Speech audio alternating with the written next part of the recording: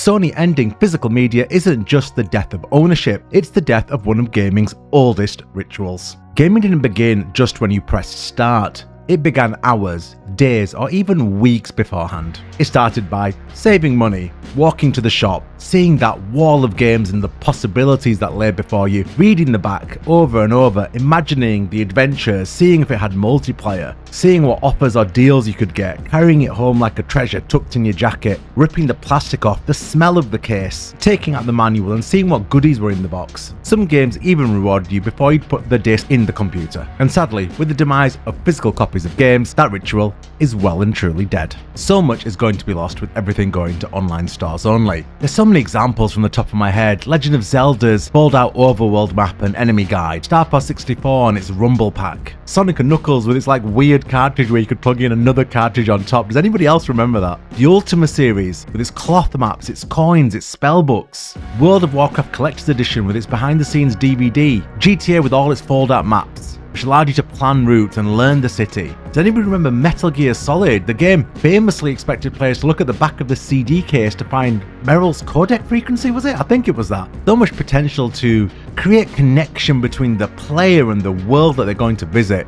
Gone. Finished. Done forever. With the death of video game shops, you also have the death of the launches. I'm lucky enough to grown up in a time where I could go to those grainy launches you now see on YouTube. I was there. I was there at the first ever Halo unveiling in London in the UK, where I got to play it months ahead of release. I was there going to collect my PlayStation 2 at midnight in a shop in Middlesbrough in the northeast of England. These are great memories, and it's sad that the youth of tomorrow just won't have them. But this is it. This is end stage capitalism. The consumer will own nothing, but the stock price will continue to grow and the profit margins will continue to increase. You'd think that with no physical copies, game prices would come down. Absolutely no chance. And the greed will never stop. That is end stage capitalism. You know for a fact that as soon as you buy these online games, when you move to another console to access them, you're going to have to pay some money for that too, even though you've already bought it. You know that servers are going to be shut down quicker than ever because you have no rights. If that game isn't turning a profit, why would they keep running the servers? And unlike previously where you could play single player, the chances are they're going to attach everything to online verification, and we are well and truly buggered. And you know, there's so many things that an online storefront can never recreate. Walking into a shop with no intention of buying anything, then discovering an amazing deal. Finding a demo disc in the bargain bin in front of the checkout, like I did for Duke Nukem once. Taking it home, playing it, and having my mind blown by Duke Nukem. Hell, even just talking to the bloke behind the cashier and asking him what he's playing at the moment. Used copies, second-hand copies, and personally my favourite thing, steelbooks. I'm a huge collector of steelbook editions, and this kills that. I cannot believe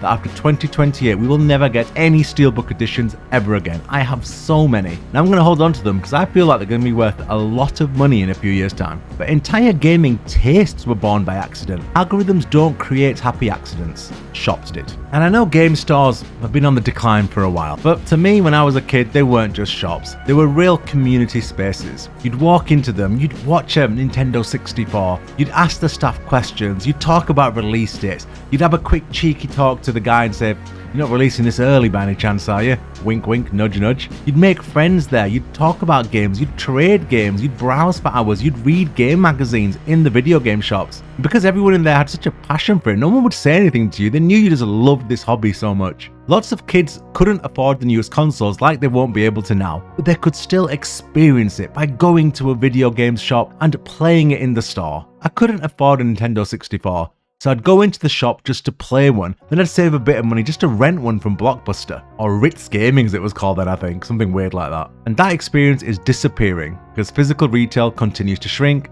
and now completely disappears. Then we've got the collection. Man, your collection tells you so much about your gaming life. It brings back so many memories. I still have my Dreamcast games up in the attic. I still have my PS3 and PS4 games here. My Super Nintendo cartridges. These games are they're like books, aren't they? They're part of your gaming life. Who bought it, when you bought it, where you lived, where you played it, who you played with. School holidays, like which games took up your school holidays that year. I remember one year I was really ill over winter and I was playing Shenmue, and it was just like, I still remember the Shenmue box, a little blue Dreamcast case and the Shenmue box on my desk, and we were just playing it from bed. And then there's taking games to your mates' houses. And again, this is where it comes to endgame capitalism. They don't want you to borrow or lend games to people. They want everyone to buy their own copy. Profit, profit, profit. What a sad day. Because a digital library just does not evoke the same memories as physical discs. It doesn't evoke the same emotions. That touch, that human touch of something, of anything, is what makes us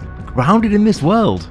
I know ownership's a huge issue, and look, there's many people that will be talking about ownership, and rightfully so. But for me, I feel like we've just lost a huge part of the culture. We haven't just lost discs, we've lost the anticipation.